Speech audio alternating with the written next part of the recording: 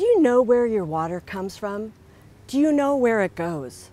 The City of Huntington Beach and the Utilities Division of the Public Works Department wants you to know that on average, the city uses between 25,000 and 30,000 acre-feet of water per year, and that an average Huntington Beach resident uses 120 gallons of water each day. I'm Jane Cameron. If you don't know about the award-winning Public Works Department and its amazing water story, then welcome to the heartbeat of Huntington Beach.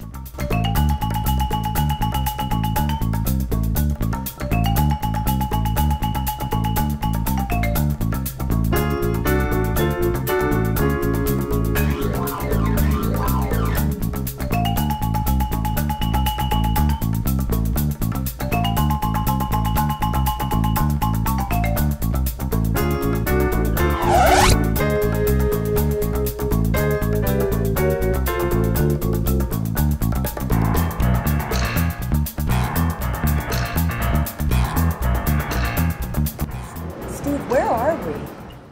Well, Jane, we're at the City of Huntington Beach Utilities Yard, and we're at a booster station here, Overmeyer Booster Station. It's one of our 3 booster stations located within the city and one of our 4 reservoir sites. What does a booster station do? Well, Jane, a booster station is meant to satisfy pressure and as well as satisfy peak demands during the day, which in the morning can be up to upwards of 40,000 gallons per minute when people and businesses are getting ready to begin their day. What happens is the well field runs 24/7, round the clock, and what a booster does is senses a drop in pressure, starts up, and adds to that with water being drawn from the reservoirs and adding it to that system to maintain a seamless operation for the residents. You're saying that in the morning when I'm taking a shower and everyone else in their home is taking a shower, the system can figure out there's a higher draw and actually boost the water, so I see no change? Absolutely. The system all runs seamlessly. It senses that pressure drop, tells the engine to start and maintain a certain desired pressure so that it is virtually seamless to the residents. Where does our water come from? We have 2 sources of water here in Huntington Beach. The first one being groundwater or pumped water, which is water that is pumped from our water wells within the city of Huntington Beach, which with pumps set at 200 feet, maybe in a well with a total depth of 800 feet. And then the second source of water for us is purchased water or import water, which is water that is purchased from MWD, Metropolitan Water District, which is sourced from either Colorado River water or State Water Project water, the California Aqueduct, and is purchased through them to make up the difference. Keep in mind, import water or purchased water is normally about double the price as it is of pumped water. I mentioned earlier an acre-foot of water. What is that? An acre-foot of water is basically the easiest way to describe it would be the average football, the size of a football field, less the end zones. It would cover that entire football field with 1 foot deep of water is 1 acre-foot of water, which is what the water industry uses as their general rule. You mentioned that purchased water is twice the cost of well water. So why don't we just use well water all the time? Well, the reason being is that there's a agency that manages the groundwater basin. Huntington Beach is not the only one drawing from the basin. There's all the member agencies within this organization have basically what we'll call straws in the ground tapping off of this water. So what they do to keep a adequate supply for all the member agencies is they dictate the total amount that any one purveyor may use for year to year. This year happens to be 77%, which is what we call the basin pumping percentage, or BPP. That is the maximum allowed that we can draw out of the ground to facilitate all the other users to have a safe and adequate flow for everybody. So it sounds like everything that's going on here, this system ensures that when a Huntington Beach citizen turns on the faucet, they will have water. Yes, you are correct. This system is set up in such a way that it provides a reliable source of water for all of our residents and businesses, and can be operated in such a manner to provide that.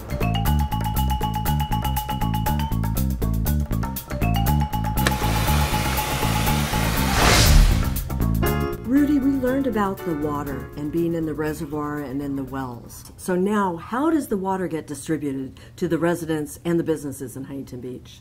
Well, we receive the water from water production. It goes out to the distribution lines. Our distribution lines consist of 600 miles of pipeline and about 53,000 service lines. From that, it goes to the residents and to the commercial buildings. Tell me about how the 405 widening project could have affected water distribution for our residents. We actually had to do some work at the location where the McFadden Bridge is being knocked down.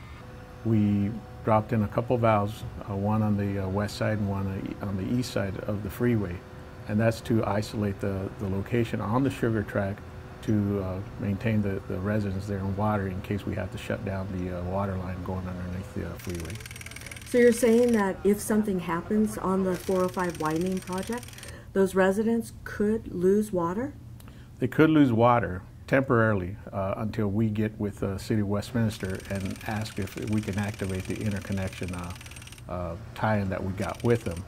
By us installing those two valves on the west side and that one valve on the east side, we're able to isolate the line underneath the freeway and then activate the interconnection, thus giving water to the residents in that whole track.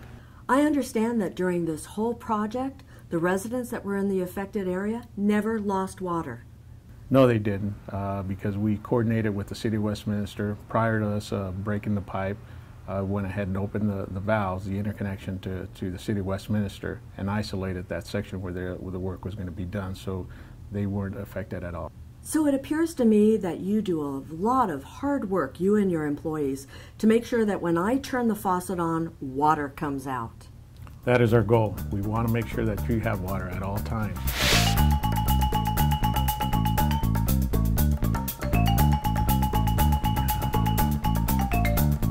So we've learned about the boosting stations and the wells. We've heard about the distribution lines. So Derek, tell me, how can I make sure that that water is safe when I go into my kitchen and I turn on my water faucet?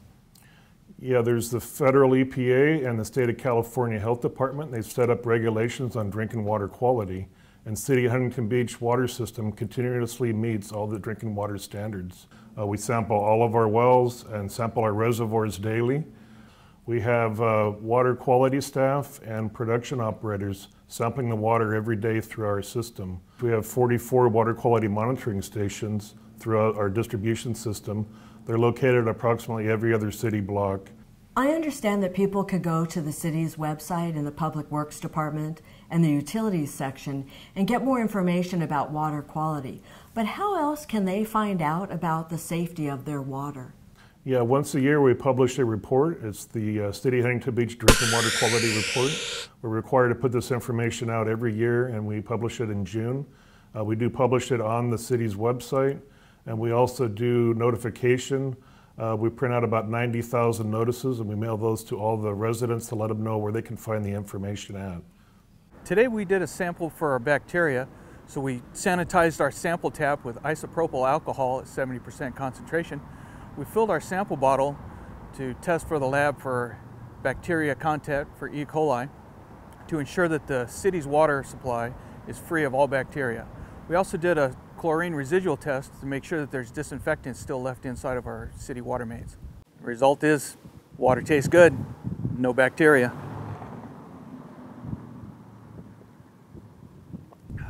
Yeah, at City of Huntington Beach, we take our job very seriously, and we work very diligent every day to ensure we have the highest quality drinking water reach your doorstep.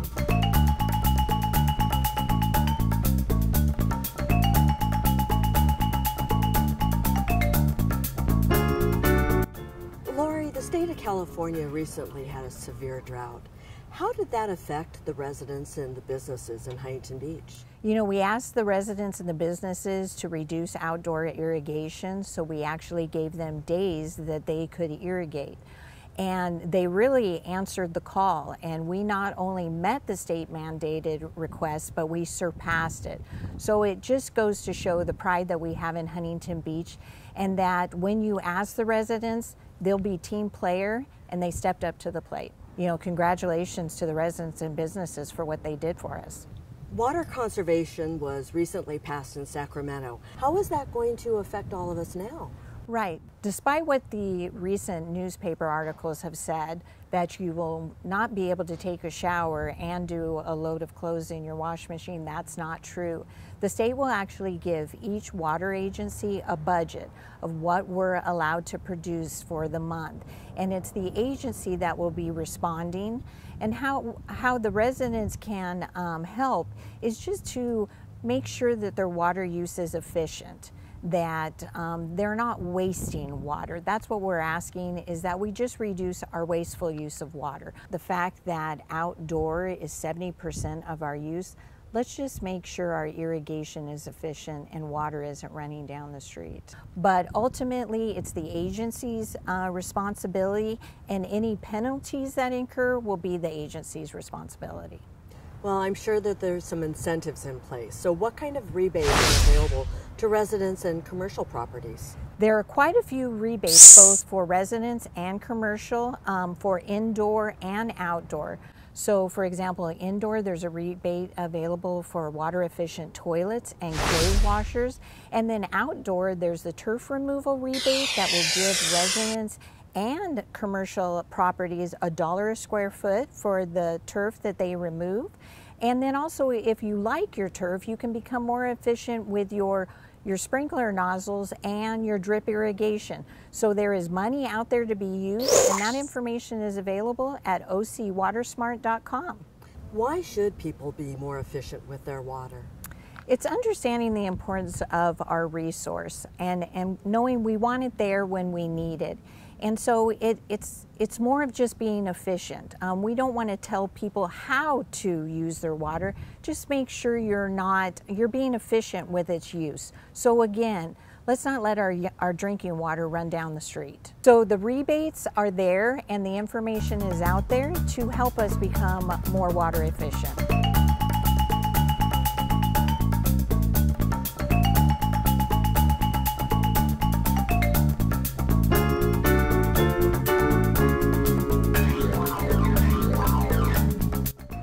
Stuart, where are we? Today we're in a sewer lift station, one of 27 in the city. And it may not look like much, but 50 feet below us is where the real station lies. You said 50 feet down, that's 5 stories? 5 stories down. And down below, what do we find?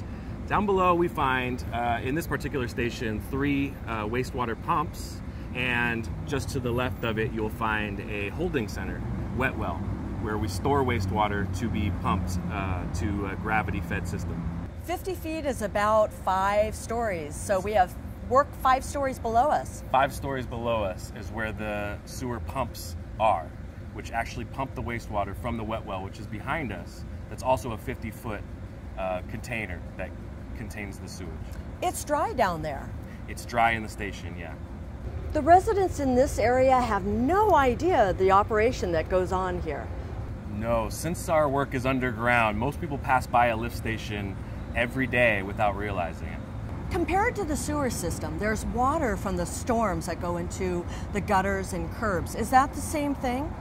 No, actually that's diverted to stormwater pump stations. So that's actually a separate entity from the wastewater system. What if I lived in the harbor or Sunset Beach and I flush the toilet? Does the water come here? Yes, it goes here through a gravity-fed line, and here it's so flat that it cannot be fed through gravity anymore. So what we do is we collect it and we pump it up the hill until it can start flowing again, to where it can reach a gravity line, and then eventually it'll make it into an Orange County sanitation line where it will go to the treatment center. Do the lift stations need someone here 24/7? Absolutely. These stations run 24 hours a day, every day. But are there employees here during the day and the night? There are employees here during the day, and we are on a standby schedule, but actually manning the stations is a computer program that supervises the levels sets of parameters that we have set, and it will also notify us if anything goes wrong through an alarm system. So no one needs to be here. There's actually a way to notify you if there's a problem. Yes, we get alarms for any number of things. If something goes wrong in the station, we're notified and we come out. I take it that maintenance is very important here. How important is it to maintain the maintenance for this system? It's actually pretty complex because there's a lot of moving parts. There's the mechanical component because we have pumps that can break down and we have to rebuild those. We have valves, we have piping, and then we have the computer program, which is a whole other element, not to mention the electrical components. So if you have the pumps, you've got to have power. What type of power do you use at this facility? Our stations are run on Southern California Edison power, but in case the power goes out, You've got to have backups, right? absolutely. Backups on backup. We do have backups to the system. Behind us, we have an on-site generator run by natural gas. And even if that fails, we're standing right in front of a mobile generator that runs on gas that we are ready to kick on at any moment. So we have 3 systems for power. And if this were to go wrong, we also have several other mobile generators we can come out at a moment's notice. So there's a backup to a backup to a backup? The lift stations are very important. Without the lift stations, the wastewater has nowhere to go and would end up in our streets and our homes. So it is a top priority of ours to keep these lift stations running and running efficiently, because without it, it could pose a public safety hazard.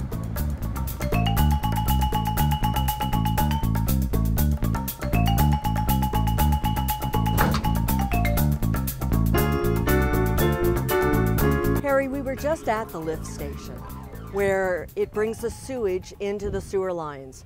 Tell me, what does a sewer line do? The sewer system's connected through the lift station because the lift station's designed to pump sewage uphill. So then it is dispersed into our city lateral lines. Basically, there's 360 miles of sewer line, and we are given the responsibility of moving it forward to the county. What does the county do with the sewage system that we give them? The Orange County Sanitation District will put it through a stringent process, and it is brought down to a possible drinking level and or re-injected into some of our aquifers and used in recycled facilities. How do you maintain all the miles of pipeline in the city? Well, it's a daunting task because there's 360 miles of pipeline here in the city, not to mention the amount of the population has grown over the years. And during the summer season, we have a peak tourism that can bring upwards of 1 million people. So basically, we are here at the ready 24 hours a day to make sure that the sewage is not coming above ground. However, during the day, we have intense operations and maintenance that we utilize to go when we go through the city once to twice a year, cleaning every residential sewer line, whether it's needed or not. It's preventative maintenance. How do you deal with an obstruction? Well, when we have obstructions, we'll use our Vactor combination cleaning truck. It's basically, if you're at home, like a roto-rooter, if you call a plumber for your own homeowner sewer line, and we come out and we'll use high pressure water and hoses to clear the obstruction, then vacuum the debris out with the vacuum truck. So we're standing in front of a Vactor. Yes. Tell me, how much does it cost? What is required to operate it? A Vactor truck costs anywhere from $400,000 to $500,000, and you may think that that's an expensive piece of equipment. It is. However, the savings that equipment will provide in the event of a sewer overflow, you could have that go into the oceans and down to our storm drains and cause massive beach closures, loss to business, also the health impacts. The truck pays for itself almost instantaneously. Tell me about how it operates, because I find it fascinating. Well, basically, in a routine cleaning situation, the truck has a high pressure water system on it, and it goes upwards of 2,500 pounds, but for cleaning operations, we'll use a pressure between 800 to 1,500 pounds. So what it does is, if you will, it sends out a high pressured hose, like your garden hose, but much bigger, and we have a nozzle on the end, so it looks like a little rocket or a jet, and you'll shoot that down the street to the end of the line, And then once it makes it to the end of the line, it could be upwards of 1,000 feet. You'll lower the pressure so we don't blow anyone off their toilet seat, and we'll pull all this debris back like an umbrella. Then we'll get it to our clean out locations, and that's where you'll see us cleaning the manholes. We'll use a huge vacuum, like you see on the truck here, to vacuum any debris, or like old-time sewer workers, we'd go down in and take the debris out manually, but nowadays we have tools that will reach down if it's not a lot of debris. So what do you do with the debris that you collect? Here in the city, if we collect any debris, we will take it to our public works facility, and we have holding containers that are enclosed. And then once we fill up our bins, if you will, we will then have a truck and truck it out to the county, and then the county will process it from there. So the thing that everybody wants to know, why are manholes round? Well, manholes are round there's a variety of reasons. One, square lids, which you see with a lot of the catch basins, they can break, or if the hinges become unhinged, they could fall in. Also, there's ease. It's easier to put a manhole back when it's round, and also to prevent, it's much harder to fall in if a pedestrian should happen to do so. I haven't seen that yet, but it could happen. How do the employees cope with what they have to do here? You know, they keep a level head, and they become very trained well, and they become proficient at it, and they know that it's a good job to help the public safety, public well-being, and they know it's rewarding when you know that you haven't had a lot of sewer spills. So that motivates everyone. It makes the department and everyone here look good. What do you need to do when sewage is out on the street? When we have a sewer spill, which is very rare for our city, basically our goal is to get there and stop the blockage and clean up the mess. But it's paramount that we get there in a timely, safe fashion, because as you know, with sewer spills, you could have issues with public health and safety, because sewage does transmit and carry diseases. What we do is we have a standby program, and we monitor the system 24 hours, 7 days a week, holidays, rain, and we send out a crew, again with this Vector truck or combination sewer cleaning truck, and we will go out and use our high pressure system to break through the plug and remove the plug and clean up the area. So that's a main priority, is public health and safety. This is an important job for the residents, just to make sure that they don't have a mess in their street. Oh yes, it's very important. Like I mentioned earlier, it's public health is number one. This department is very instrumental in making sure public health is a priority. Sewer spills can cause many different issues, health effects, disease. There's also hazardous materials often found in the sewer system where people illegally dump. So by us being there for the resident and being in close proximity and being able to respond, we will make sure that these type of public issues and potential disasters do not happen.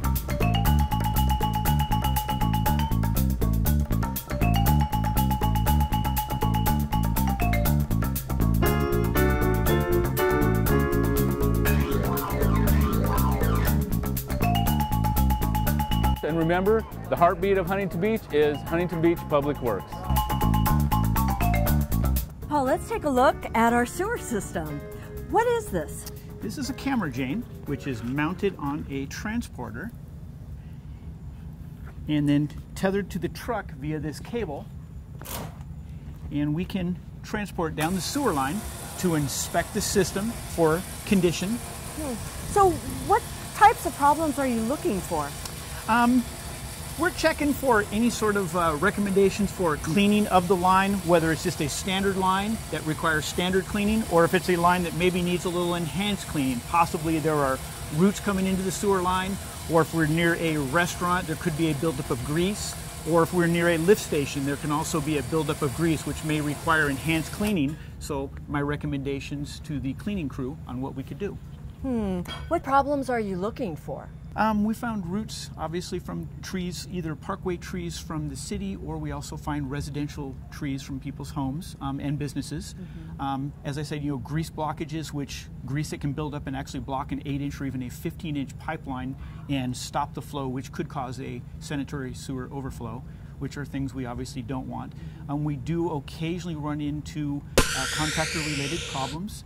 A lot of times there's much underground work done. Sometimes our line are struck and not be noticed to the contractor or us until later TV inspection. I have found conduit runs through the sewer lines, lateral connections from homes that have come into the sewer line that totally block the pipe. So things that could be a big problem.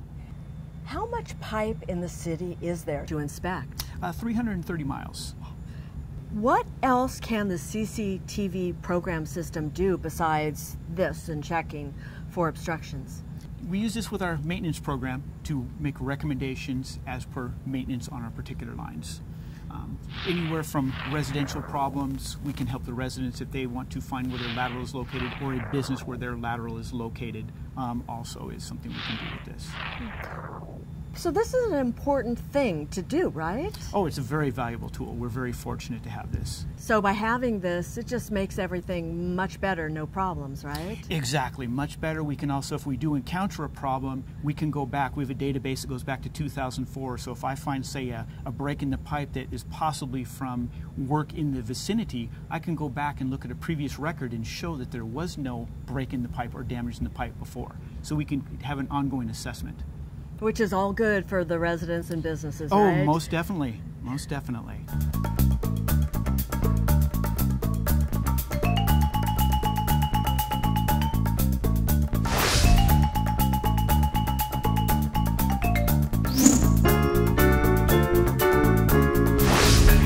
Huntington Beach infrastructure, from roads to water to the parks.